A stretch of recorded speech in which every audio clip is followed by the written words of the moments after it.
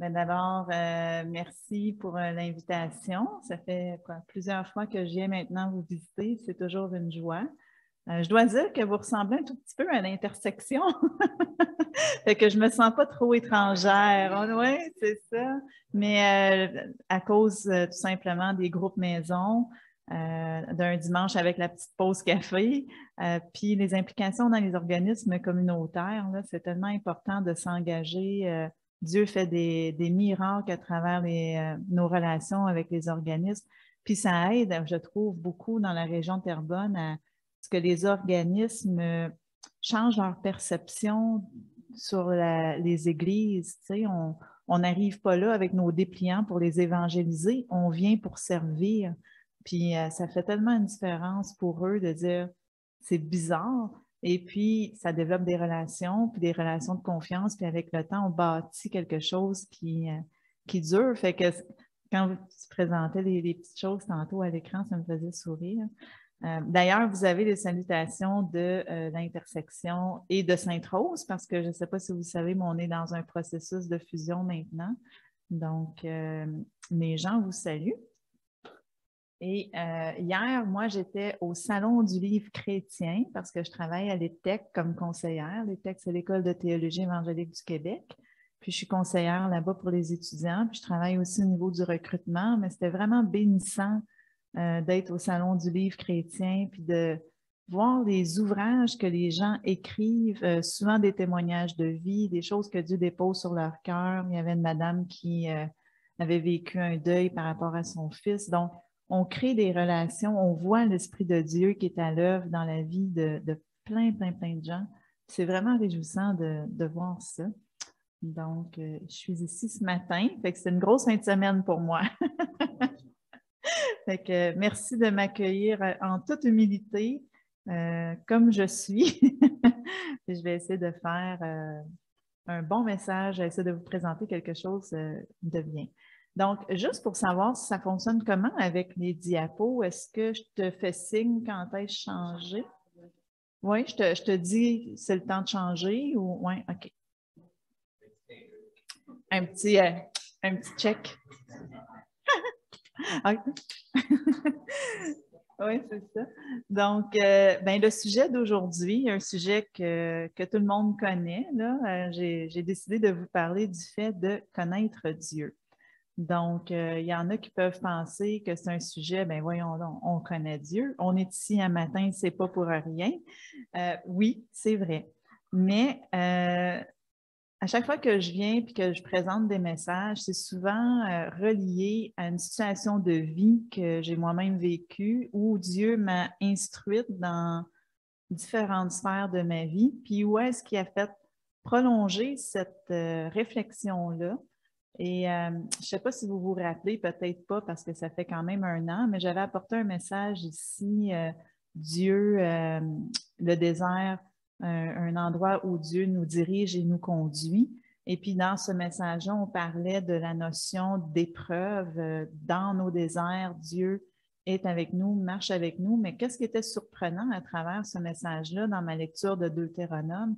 C'était que Dieu éprouvait son peuple pour savoir ce qu'il y avait vraiment dans son cœur profond et de savoir si oui ou non il désirait suivre Dieu et respecter ses commandements. Et puis, ça m'avait vraiment frappé cette notion que Dieu éprouve son peuple pour savoir qu'est-ce qu'il y a vraiment dans son cœur profond. Puis en même temps, quand on arrive dans des épreuves ou des moments difficiles de nos vies ou des déserts, peu importe comment on les appelle, mais on est appelé à faire un pas vers Dieu, à aller vers Dieu, à faire appel à lui et d'une façon ou d'une autre, il va se révéler à nous. Et là, toute la notion pour moi de connaître Dieu. Donc, ça m'a plongé dans une autre réflexion, ce message-là, pour comprendre vraiment, oui, je dois savoir si dans mon cœur profond, je veux suivre Dieu et respecter ses commandements, mais c'est comment la façon de faire pour arriver à le faire d'une façon qui va vraiment produire du fruit et une transformation dans ma vie. Et pour moi, c'était connaître Dieu. Ce mot-là revenait dans mon esprit, connaître Dieu. Donc, comment est-ce qu'il agit aussi pleinement dans nos vies. Donc, quand je réfléchissais vraiment à c'est quoi mieux connaître Dieu dans un sens, puis ça m'amenait à me poser une question qui était, quand je pense au fait de le connaître, qu'est-ce qui se produit dans ma vie? Comment ma vie elle est transformée? Comment est-ce qu'elle change? Et puis, ça m'a amené à me poser une autre question par rapport à l'expérience de Dieu. Donc, qu'est-ce que l'expérience de Dieu dans nos vies? Et c'est un peu ça que j'aimerais qu'on regarde ce matin, un peu l'idée de la connaissance de Dieu versus l'expérience de Dieu. Donc, prions. Seigneur Dieu, on veut premièrement te remercier parce que tu es, on l'a chanté ce matin, tu es un Dieu très puissant, très glorieux, un Dieu qui nous aime, qui prend soin de nous, un Dieu qui veut qu'on s'approche de lui pour qu'il puisse se révéler à nous, se révéler à nos cœurs et aide-nous ce matin à avoir ces cœurs ouverts devant toi pour recevoir ta parole, ta connaissance et qu'on puisse grandir dans cette connaissance de toi ce matin, personnellement dans nos vies, mais aussi en communauté. Dans le nom de Jésus. Amen. OK, donc on peut aller à la deuxième diapo, merci. Dans un premier temps, ce que j'ai fait pour mieux comprendre la différence entre la connaissance versus l'expérience, ça a été de faire des recherches dans le dictionnaire. Donc, dans le dictionnaire Robert, il est dit ceci à propos de connaître. Se faire une idée claire de, en faire l'expérience, connaître par expérience. Donc, on commence déjà à voir là, que connaître et expérience sont reliés ensemble. Et quand j'ai fait des recherches sur le mot expérience, c'est ça que ça disait dans le dictionnaire. Pratique de quelque chose, de quelqu'un, épreuve de quelque chose dont découle un savoir, une connaissance, une habitude, connaissance acquise par la pratique. Là, je suis allée un peu plus loin, je suis allée voir dans le grec et le mot grec pour le verbe connaître, c'est ginosko. Ginosko veut dire apprendre à connaître, se rendre compte de, fréquenter. Donc, on peut en conclure que l'expérience est la connaissance acquise par la pratique de quelque chose ou de quelqu'un. Donc, on peut changer de diapo. Si je reviens à la question initiale de qu'est-ce que connaître Dieu, moi, j'ai trouvé une belle définition ici. Nous pourrions donc dire quelque chose comme connaître Dieu est de se faire une idée claire de qui il est en le fréquentant et en faisant son expérience dans nos vies. Donc, on va se pencher sur la fréquentation. Ainsi, en fréquentant Dieu, j'aurai une meilleure connaissance de lui par l'expérience que j'aurai vécue, à savoir qui il est, ce qui me permettra d'approfondir de plus en plus ma connaissance de Dieu. Donc, je propose ici que connaissance et expérience vont ensemble. On ne peut pas se séparer un de l'autre. On connaît plus concrètement quelqu'un si on fréquente la personne.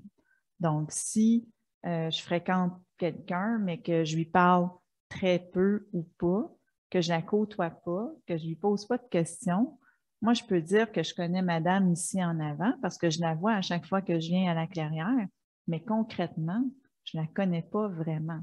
Par contre, si je commence à la fréquenter, à la téléphoner, à lui envoyer un courriel, à aller la visiter chez elle, on va apprendre à se connaître. Cette connaissance va grandir dans une relation de confiance. Elle va me raconter des choses, elle va s'ouvrir, elle va me parler et je vais connaître qui elle est, je vais savoir qui elle est. Donc, dans le fond, ce que j'aimerais vous proposer ici, c'est que je connais mieux quelqu'un en le fréquentant et en passant du temps avec cette personne-là. Je propose que c'est la même chose avec Dieu. Donc, si je dis connaître Dieu, mais que je lui parle peu ou pas, que je le côtoie pas ou que je le côtoie rarement, je ne saurais pas réellement qui il est, Dieu. Je sais qu'il est Dieu, qu'il est tout-puissant, mais qu'est-ce qui va se passer dans ma vie?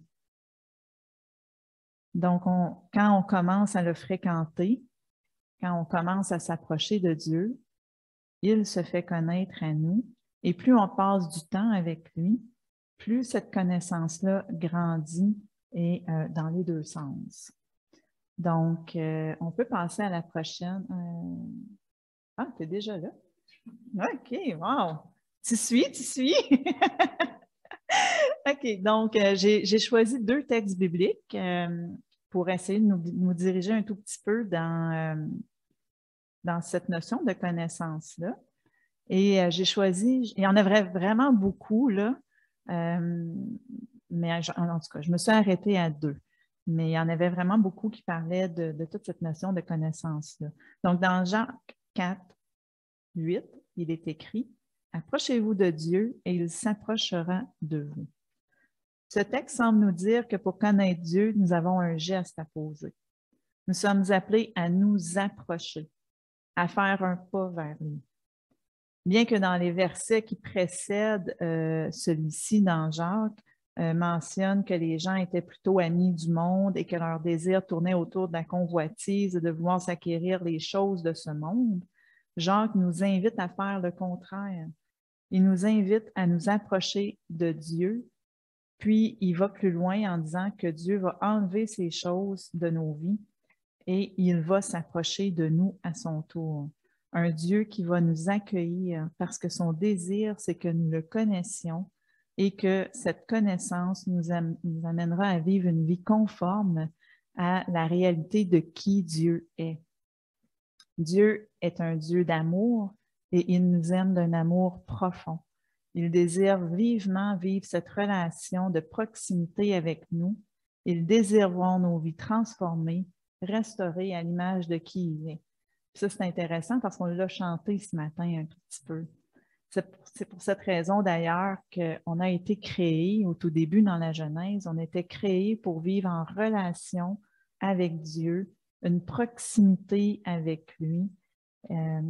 Et maintenant, avec cette séparation-là, nous sommes invités à nous approcher de lui. On est invités à l'inviter à faire partie de nos vies. On est invités à fréquenter Dieu. Et cette notion de fréquentation commence donc à devenir une réalité dans nos vies du moment où on s'approche de Dieu volontairement. Donc, tout simplement lui dire, Seigneur, aide-moi à te connaître. Fais-toi connaître à moi. Ce matin, je m'en venais ici avec des chants de louanges, puis c'était vraiment bien parce que j'ai pas beaucoup dormi cette nuit, là, très, très peu dormi, en fait, et j'avais vraiment mal au cœur, j'étais vraiment fatiguée. Et juste le fait de me tourner vers Dieu en prière, de chanter des chants de louanges pendant 20 minutes dans ma voiture pour venir ici, je me suis sentie revigorée quand je suis arrivée. Comme on a chanté l'Esprit de Dieu. L'Esprit de Dieu est vraiment puissant. Puis Dieu agit vraiment à travers cet esprit-là. Fait que moi, ça me démontre que malgré tout, quand on s'approche de Dieu, il se passe quelque chose dans nos vies. Il se produit quelque chose. Donc, si je commence à prendre du temps avec Dieu régulièrement, très vite, je vais me rendre compte qu'il est là, qu'il est présent.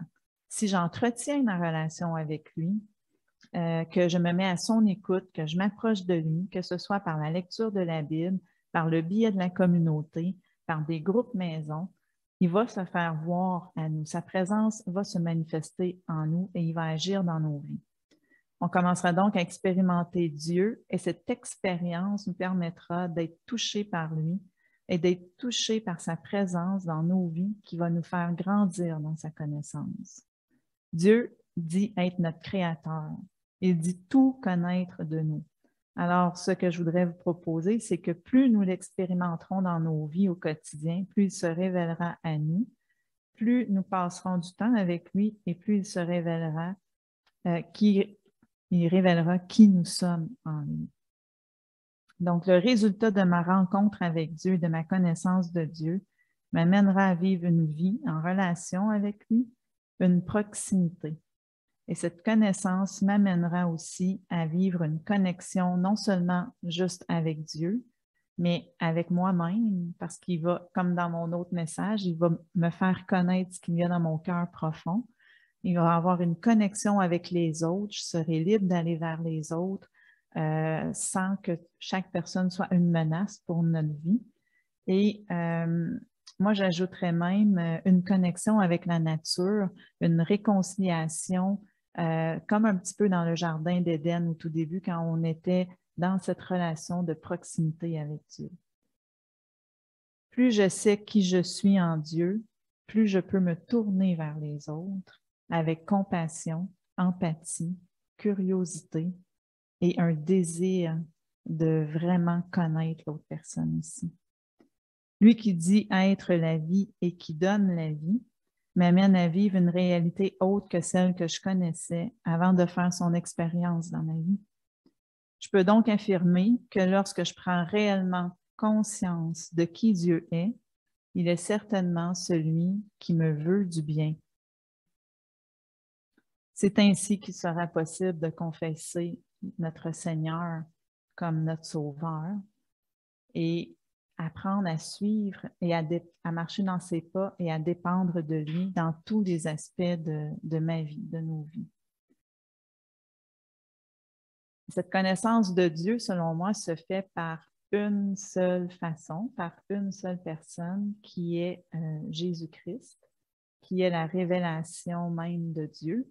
Donc, l'autre texte biblique que j'aimerais qu'on regarde ce matin pour un peu comprendre la notion de connaissance, c'est Matthieu 11, 27,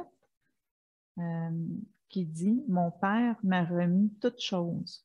Personne ne connaît le Fils si ce n'est le Père, et personne ne connaît le Père si ce n'est le Fils, et à ceux à qui le Fils veut le révéler. » Donc, ce verset biblique démontre qu'il y a une connaissance acquise par l'expérience ici. Il sous-entend que le Père connaît le Fils, que le Fils connaît le Père, et qu'il y a une expérience acquise par la pratique, donc par le fait de se fréquenter. Le Père et le Fils sont constamment en relation l'un avec l'autre, se connaissent parfaitement par le fait qu'ils ont passé du temps ensemble. Un exemple concret du fait qu'ils ont passé du temps ensemble, c'est qu'on entend, on le voit dans les évangiles, Jésus se retire souvent pour prier, pour prendre du temps avec son Père, pour chercher la volonté de son Père. Il y avait vraiment cette connexion entre Dieu et Jésus, cette proximité. Et le résultat de cette proximité, c'est que Dieu s'est révélé au Fils afin que le Fils puisse le faire connaître à celles et ceux qui s'approcheront de lui. Un autre point intéressant que j'ai pu ressortir dans ce verset-là, c'est que Dieu a révélé toutes choses à Jésus. Donc, toute la connaissance du Père a été révélée à Jésus. Et comme il est dit, Jésus est celui qui a été envoyé de Dieu pour nous les faire connaître.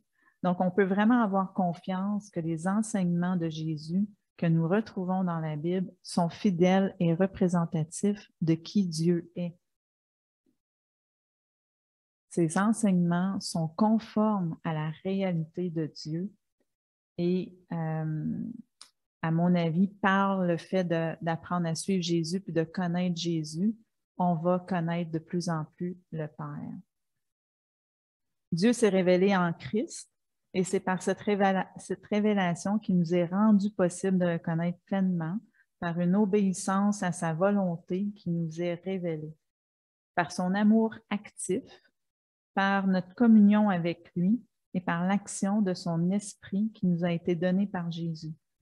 C'est par le don de la vie de Jésus que nous pouvons donc avoir accès au Père par le Saint-Esprit qui nous a été donné.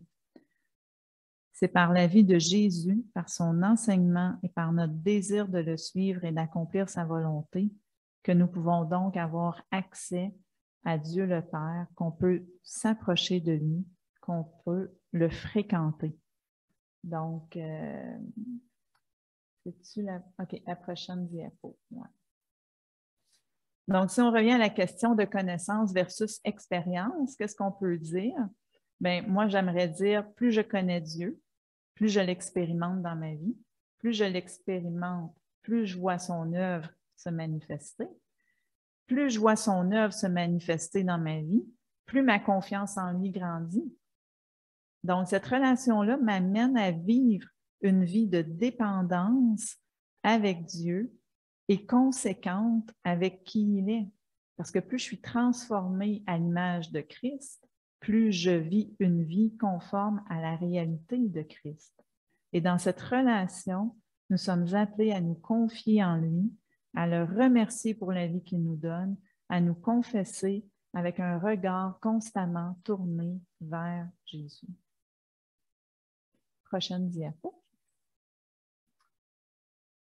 Donc, on pourrait dire que l'expérience de Dieu dans nos vies nous amène dans un atelier d'apprentissage où nous sommes continuellement appelés à demeurer dans une attitude d'ouverture de cœur, prête à recevoir son enseignement, ses consignes, son amour, son aide, et que dans cet atelier, tout est permis pour nous permettre d'approfondir notre connaissance de Dieu, et je dirais y compris les moments d'éloignement. On apprend quand on s'éloigne de Dieu et quand on se rapproche de Dieu. C'est par cette pratique, entre guillemets, parce que je reprends les définitions du dictionnaire et du mot grec. Donc, c'est par cette pratique de Dieu au quotidien, dans cet atelier de ma vie, que je peux m'exprimer. Puis cette expression va me permettre de voir Dieu comme celui qui prend soin, celui qui se préoccupe réellement de moi, celui qui m'accepte tel que je suis, celui qui m'invite à le connaître encore davantage. Et dans cette relation de proximité, nous apprenons, entre autres, à lui faire connaître nos besoins, à lui partager nos peurs, nos craintes, nos soucis. Par cette pratique, nous apprenons également à nous mettre à son écoute et nous l'invitons à nous faire connaître sa volonté. Et cela transforme nos vies. C'est la volonté de Dieu pour nos vies qui nous transforme, à mon avis. Et pour moi, c'est là le fait, toute cette notion de relation et de connaissance de Dieu qui va nous permettre avec le temps de vivre une vie remplie par l'Esprit, une vie vraiment à laquelle Dieu nous a appelés. Cette connaissance nous permettra de mieux nous connaître nous-mêmes. Donc, je reviens à notre cœur profond. Là, quand Dieu veut qu'on connaisse qu'est-ce qui se passe dans notre cœur profond, cette connaissance de nous-mêmes nous aide à grandir dans qui nous sommes, nous aide à guérir, nous aide à être restaurés et nous aide à mieux connaître Dieu et nous aide à servir d'une façon qui va être aussi vraie, sincère et authentique. Donc, j'ai écrit pour vous des petites applications qu'on pourrait mettre en pratique au quotidien pour apprendre à grandir dans notre connaissance de Dieu. Puis ce que j'ai trouvé intéressant dans ma réflexion, c'est que j'ai fait ressortir des applications personnelles, mais aussi des applications communautaires. Puis bien sûr, cette liste-là, elle peut s'allonger. Il n'y a pas de fin à cette liste-là. C'est juste des petites idées ici que moi, j'ai fait ressortir pour peut-être des personnes qui voudraient essayer de se rapprocher de Dieu, puis qui ne savent pas trop, c'est comme on va dire, on va lire la Bible, mais des fois, on ne veut pas juste lire la Bible, on veut faire d'autres choses. Donc, voici quelques applications personnelles. L'idée de tenir un journal. Je ne sais pas, est-ce qu'il y en a parmi vous qui avaient un journal spirituel ou oui, non? Bien, l'idée de tenir un journal, ce n'est pas juste d'écrire aujourd'hui, je suis comme ci, je suis comme ça, mais ça peut juste écrire des questions, écrire des questionnements, tu sais, comme des réflexions, écrire un verset biblique, écrire une prière. Moi, dans mon travail de fin de baccalauréat, j'avais fait un journal spirituel créatif pour aider les femmes qui avaient vécu de la violence à pouvoir s'exprimer. Parce qu'on dit que quand on tient un journal, on rentre dans nos émotions. C'est plus facile d'accéder à notre fort intérieur et à laisser ressortir les choses, par exemple en faisant de l'écriture spontanée. Au tout début, on est dans le rationnel mais après 2-3 minutes d'écriture spontanée, on rentre dans les motifs et là, on peut avoir beaucoup de choses qui ressortent de ça pour nous aider à nous connaître nous-mêmes. Donc, tenir un journal, écrire nos états d'âme, nos prières, un poème, peu importe, ça peut être une façon de se rapprocher de Dieu. Lire sa parole et la méditer. Par exemple, je sais que Ginette a fait ce cours-là, puis peut-être qu'elle vous a présenté ça, mais l'idée de faire une méditation, donc de lire un texte biblique, de réfléchir sur le texte, de poser des questions, d'écrire nos observations, d'écrire des applications, puis de finir avec une prière, souvent, ça aide pour apprendre à connaître Dieu aussi, mais à pas juste lire la parole pour lire, mais vraiment la lire dans une attitude de méditation, de la méditer, cette parole-là. Faire comme Jésus, se retirer en silence pour se mettre à l'écoute de Dieu. Aujourd'hui, on a peur de faire ça parce qu'on associe ça à la méditation transcendantale, méditation ceci, cela, mais Jésus méditait, il se retirait en silence et Dieu nous parle dans ces silences-là. Dieu se manifeste à nous. Jeûner. Je ne sais pas si vous êtes une église qui avait des moments de jeûne et de prière, mais le jeûne, ça peut être une autre façon de s'approcher de Dieu et d'apprendre à connaître Dieu. Prier, ça, vous le faites déjà. Donc, prier Dieu, pas juste lui faire connaître nos besoins, mais des prières actives, des prières vivantes, des prières de supplication, des prières d'adoration, des prières de remerciement aussi. Prier pour les autres, d'intercession. Écouter des louanges. Moi, ce matin, j'écoutais des louanges pour m'en venir, puis ça m'a tellement fait du bien, là. Il y en a une qui est, ça dit non par force ni par puissance, mais par ton esprit. Puis je sais que nous, en Église, on chante le verset biblique, là, mais il y a toute une chorale haïtienne qui a fait un vrai beau chant, là, qui est vraiment puissant, le chant. Fait que moi, ce matin, là, il dure à peu près 10 minutes. Fait que moi, après, là, j'étais comme, oui, envoie ton esprit, Seigneur, par ton esprit. Mais Dieu se manifeste à travers les chants de louange. Ce matin, j'ai pleuré quand vous avez fait le chant de prière, là, pour se tourner devant Dieu. Dieu touche nos cœurs par la louange. OK, prochaine diapo. Des petites applications communautaires. Bien, comme vous faites ce matin, participez à la célébration du dimanche matin. Il n'y a rien de mieux pour connaître Dieu parce qu'on se partage des choses qu'on vit, comment Dieu a agi dans notre vie, c'est quoi les difficultés qu'on a vécues cette semaine, mais c'est quoi aussi les bonnes choses. C'est qu'on peut voir l'œuvre de Dieu dans la vie des gens. C'est vraiment un encouragement pour apprendre à connaître Dieu. Entrer en communion avec nos frères et nos sœurs, donc de prendre du temps avec eux. Participer à un groupe maison, un groupe de soutien, un groupe de prière, ça vous le faites aussi. Encore une fois, les groupes maison, j'ai grandi à travers les groupes maison, puis j'ai vécu tellement de guérison au sein des groupes maison parce que c'est plus petit qu'une église, il y a beaucoup plus de place à l'expression. On peut s'exprimer, on peut vraiment être dans tous les états dans les groupes maison. Je vous le propose en tout cas. Soyez vrai dans les groupes maison parce que Dieu agit et se manifeste à travers ça. Participer à des études bibliques en groupe, se confesser les uns les autres. Pour moi, la confession, c'est vraiment important. C'est de parler avec quelqu'un d'autre de ce qu'on vit vraiment. Il ne faut pas avoir honte de parler de ce qu'on vit de difficile parce que quand on le confesse, quand on se confesse les uns les autres, on peut voir la manifestation de Dieu aussi, la puissance de Dieu. Et bien sûr, pour nous, c'est vraiment un fondement théologique super important à l'intersection, mais apprendre à se dire la vérité dans l'amour.